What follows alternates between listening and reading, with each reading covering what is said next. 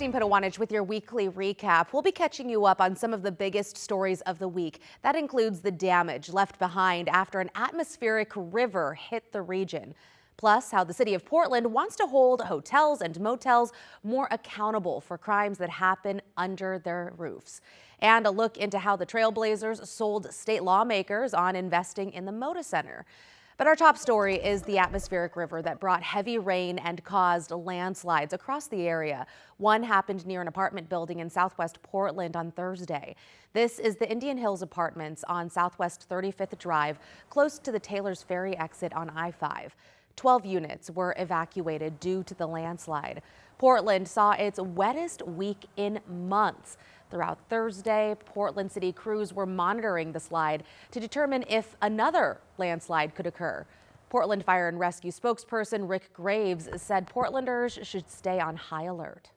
We have potential for this to occur all throughout, in particular, southwest Portland for the next few days. Fortunately, no one was hurt in that landslide, but Portland Fire says it's unclear when all the mud and trees will be cleared. And in Gladstone, no one was hurt after a large tree came crashing down into an apartment building Thursday night. It forced several people out of their homes. The Red Cross is helping them. Neighbors we spoke with say the tree was massive. We spoke with one man who says he heard the crash. It's just an old, humongous tree, and I was worried about it with the wind the last couple of nights in the saturated ground and being right next to the creek, and sure enough, so it's not a big surprise, but it was quite an incident. And check out this video showing PGE crews working to clean up a log jam in Clackamas County earlier in the week. Officials say it formed in the North Fork Reservoir back in December. That was during our last atmospheric river and heavy rain. They say some of the logs will go toward helping with stream restoration projects. And in the Columbia Gorge, two hikers are feeling grateful after getting lost on a trail and finding themselves in a really dicey situation. On Tuesday, hikers Drew Miller and his friend Joseph Barsh set out to explore the Rock of Ages trail. It's been closed since the Eagle Creek fire, which happened almost 10 years ago. They say a post on Instagram made it seem like the trail was open, but by late Tuesday night, conditions worsened. The two friends lost their way and nearly fell off a 500-foot cliff. We're prepared for moderate, whatever that means, but it turns out it was very difficult. It didn't look good. And I know my friend was not doing well either, because he was kind of next to me to try to stay warm, but he was like shaking like crazy, and it was starting to affect his breathing. We were soaked. And then it started to snow again. So scary. And you know what? With 4% battery left, they got a signal on one of their phones and called in an SOS, alerting Multnomah County's search and rescue team. Among the people who came to their rescue, a couple of 17-year-olds with years of training. They couldn't see where the trail was, and there's cliffs on either side, so it's definitely treacherous. We gave them food, we boiled water for them. Dry socks make a world of difference when you can't feel your toes. By the time they got back to their car, the hikers had been on the trail for about 17 hours. Wow. Some Portland City councilors want to crack down on illegal activity like sex trafficking in Northeast Portland. They want to hold property owners, including motels, more accountable for what happens in their buildings. Blair Best has that story. There's one thing these streets of Northeast Portland are known for. Anybody who's spent any time in this 5 to 6 block radius knows that there's sex workers here almost every day. In recent months, Portland police have arrested more than a dozen suspected sex traffickers and buyers along this section of Northeast 82nd Avenue and Sandy Boulevard. We're here to kind of be like a beacon of hope and light in this neighborhood. Kyle Urban runs this emergency food and clothing pantry. We've been around since 1967. Offering help to anyone who walks in. A lot of the sex workers do come here. They need access to clothing. We, like I said, harm reduction, safe sex supplies. Well, it breaks my heart. I definitely see young women, girls, who I feel are probably in a situation that they can't get out of. Some of these girls, they're just trying to survive, so. Sky works as a bikini barista on 82nd and Sandy. Pretty quickly after I started working here, I printed signs that say no soliciting sex because we do get asked if we do things outside of work, if we do more, how much for more. So I decided to print those to prevent that. It's not going to be a cure-all, but we just think it'll help. Portland City Councilor Steve Novick represents this section of Northeast Portland. It's a huge issue right around McDaniel High School, which is in my council district, District 3. Kids basically walk through a gauntlet of sex trafficking to go to school every day. He wants to change Portland's chronic nuisance law to hold property owners more accountable for crime happening under their roof. Whether it's sex trafficking or gunfire or drug dealing. Under the current law, police must document 3 instances of illegal activity at a location within 1 month before they can intervene. The DA's office and the police came to us and said, 3 in 30 days is a really high standard. A whole bunch of really bad stuff could be going on in the property, and the police might not hear about it or be able to document in 30 days. Councilor Novick wants to lower the threshold to 2 incidents within 90 days. Part of our motivation is to give the police a stronger tool to go to those hotels and say, here's some steps you need to take to stop sex trafficking in your hotel. Just one step in tackling a complicated problem. I used to be a single mom, so I definitely understand the whole surviving and doing what you gotta do.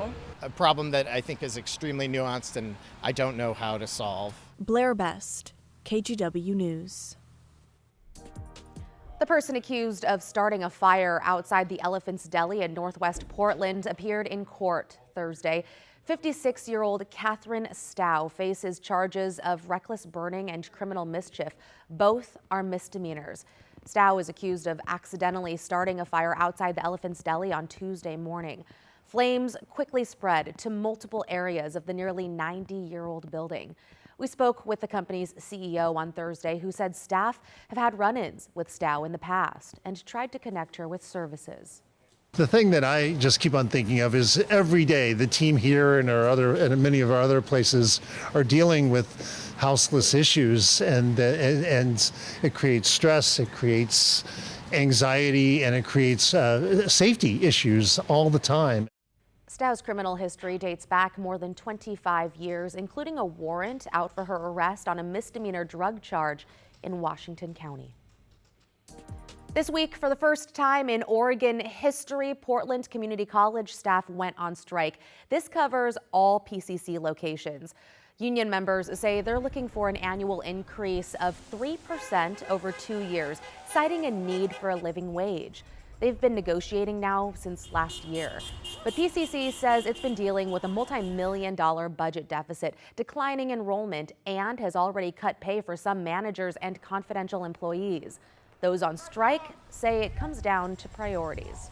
They are choosing to prioritize other areas, growing management, special projects, rather than investing it in their students, in classes, in instructors, in academic professionals, and the people who make this college run. We really are looking at the total amount that we have to spend and how can we reach a deal within that range. How that gets spread across the 2 years, I think, remains to be seen. In the meantime, the campuses were closed and operating remotely. Mediation is set to resume on Monday. A popular and controversial North Portland Redemption Center is set to stop accepting cans and bottles in just a few months. People who rely on the Delta Park bottle drop for cash say they don't know how they'll get by without it. But some surrounding businesses say the site has attracted crime and drug use, which they say has seriously hurt business. One store owner we spoke with says she's lost more than $100,000 in stolen merchandise. It's heartbreaking. You know, we rely on it every day. A few of the stores have to close due to the issues, and also the repairs that we have to fix the windows every time they break in. So at this point, it's not clear exactly why it's being shuttered, but when it does happen, nearby stores will offer green and blue bag drop sites. Let's talk about the meeting of sports and politics now. The NBA commissioner and others have essentially said the Moda Center has to be renovated to keep the Trailblazers in the Rose City. But how did the Blazers sell political leaders on using public money for the upgrades? Evan Watson explains. How do you convince politicians to pay $865 million to renovate an arena? For one, Rip City management and the Portland Trailblazers sent a pitch deck pointing to civic pride, economic growth, and the desire to make Portland a destination city for national events. The team highlighted a few other NBA arena projects, saying comparable markets like Charlotte, Oklahoma City, and Indianapolis primarily used public funds. The graphic didn't include examples like Milwaukee, where wealthy team owners and taxpayers split the cost 50-50. The Blazers also included a toolkit, talking points to support a Moda Center revamp. The new ownership group includes billionaires. Why can't they pay for the renovation? There are limitations in Portland. Paul Allen's previous private financing was an outlier, and an additional $600 million on top of the $4.2 billion sale price is not possible. And importantly, does renovating the arena mean the Blazers will stay in Portland? A long-term lease for the Moda Center will commit the Blazers to playing in the building for the duration of that agreement, the team said, as long as public funding can be committed. The city of Portland, which bought the Moda Center in 2024, says it will negotiate a new 20-year lease with the Blazers this spring as part of its funding deal. Mayor Keith Wilson said he was thrilled state lawmakers recently approved $365 million for an arena upgrade to be repaid by taxes on Blazers players, staff, visiting players, and performers. It's going to allow us to keep the Blazers and allow all those families that have grown up with that fantastic team and entertainment to really enjoy that for generations to come.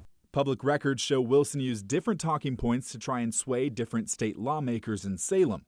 For Democrats, he highlighted sustainability and the arena's clean energy programs. For Republicans, that was excluded.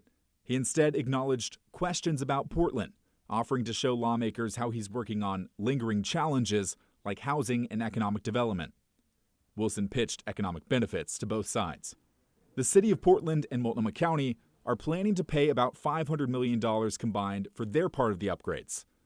These public documents include unpublished renderings of a potential Moda Center renovation, concepts of a new exterior, and a new bar and suite area.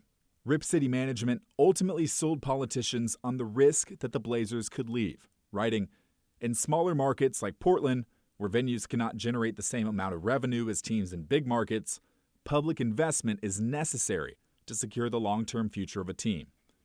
So far, elected leaders have signaled it's a price they're willing to pay. Evan Watson, KGW News. To Washington now, where the state Senate passed the so-called millionaire's tax this week. Now, as of Friday afternoon, all that's left is for Governor Bob Ferguson to sign it. This would be the state's first income tax, a 9.9% levy on households making more than $1 million a year. It would start in 2029. Republicans worry the tax could eventually be expanded, something Democrats say won't happen. Governor Ferguson said last week that he intends to sign the bill. And remember the sports bra? It's the first sports bar showing only women's sports, and it's opening a new location all the way across the country in the other Portland. This will be the 5th location for the sports bra. It's opening in Portland, Maine, as soon as the owners find a good location for it in the city. Similar to the one in Oregon, the Portland, Maine bar will be family-friendly and feature local food from women-owned businesses, and of course, only women's sports will be shown on the TVs. The sports bra also has locations planned in Boston, Indianapolis, Las Vegas, and St. Louis. Back in our area, the Portland Trailblazers' Damian Lillard is behind a new sports lounge that's opened up in downtown Portland, and it's supposed to be luxury. The lounge, named Honorable Mention, is inside the Benson Hotel on Southwest Broadway. The ownership group says this lounge is a tribute to athletic excellence across race, gender, and culture. In a press release, Lillard says in part, quote, "I look forward to building on this as we continue to lift Portland back to what it once was." And since we're talking about fun stuff to check out, Portland's newest concert venue is open to all ages, but the owners are hoping it's also an inspiring place for local kids and teens. It's called The Offbeat, and it's in the Kenton neighborhood.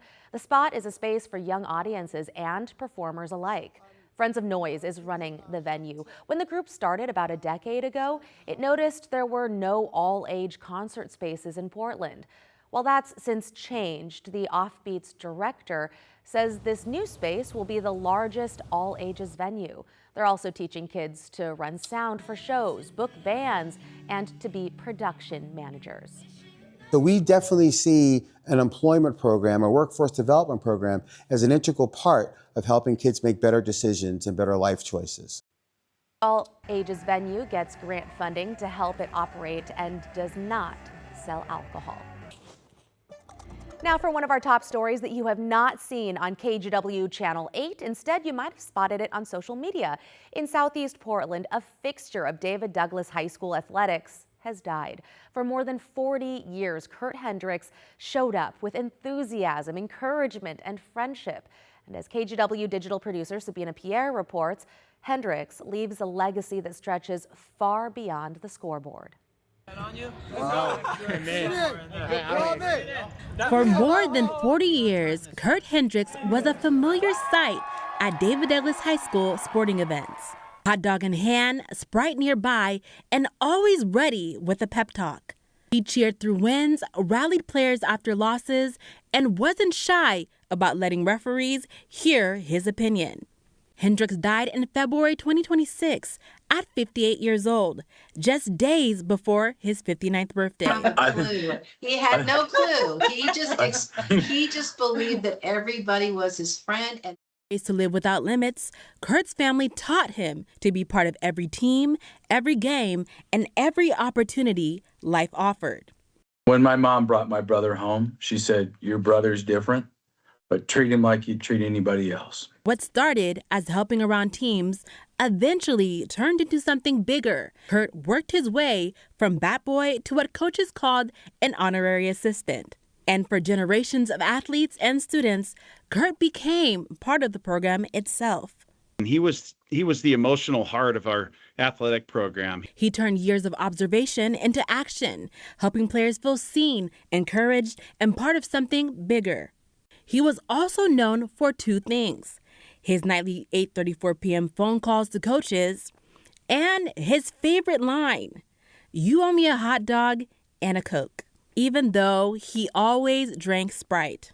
Kurt also competed for years in the Special Olympics, in downhill skiing, basketball, track, and weightlifting, winning medals and bringing the same energy he brought everywhere else. Coaches say what made Kurt special wasn't just his enthusiasm, it was how he made people feel. It's not what we did for Kurt, it's what Kurt did for us. For 4 decades, Kurt Hendricks showed up as a fan, as a friend, and a reminder that sometimes the most important person on the team is the one cheering the loudest. Kurt Hendricks brought energy, encouragement, and heart to generations of athletes, students, and the whole community. Of course, once a Scot, forever a Scot. Ready? 1, 2, 3, Scott! I'm Sabina Pierre, and you can read more about Kurt's story and impact at kgw.com. Wow, anyone who knew or was touched by him is invited to join Kurt Hendricks' family and the David Douglas community Saturday, May 2nd at 2 p.m. on campus to celebrate his life, legacy, and spirit. To PDX now, where Portland's iconic bookstore is back. Powell's Books celebrated the opening of a new permanent shop inside Portland's airport Thursday. It comes 6 years after its original location closed during the pandemic. The store is just after security on the B and C side and includes new releases, local authors, and staff picks. City and state leaders joined Powell's owner, Emily Powell, for the grand opening. I remember being a kid in this book-selling business of my family's for so many years, and what a joy to come to the airport and be able to find books from my trip and then have it be closed for 6 years was just a sad chapter in our history.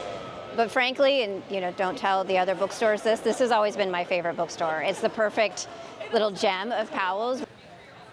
We'll keep it a secret between me, her, and all of our viewers. Officials say the return of Powell's is also part of a bigger push to fill the newly renovated airport with local brands. So cool. Now here's a look at your weather. I'm meteorologist Rod Hill. Important to note whenever you watch a weather forecast, when was the weather forecast published? Well, this one is being published in the 9 o'clock half hour on Friday morning going into your weekend. So obviously we're wrapping up the details of the 3-day atmospheric river that hit Wednesday, Thursday, Friday. Still expected to be over by the time you get up Saturday morning and begin your weekend. But part of your weekend, of course, is Friday evening. So if you jump down, we're expecting the final push of steady rain with the atmospheric river to slowly drop from north to south across Oregon on this Friday evening. It could drop an inch of rain in that period.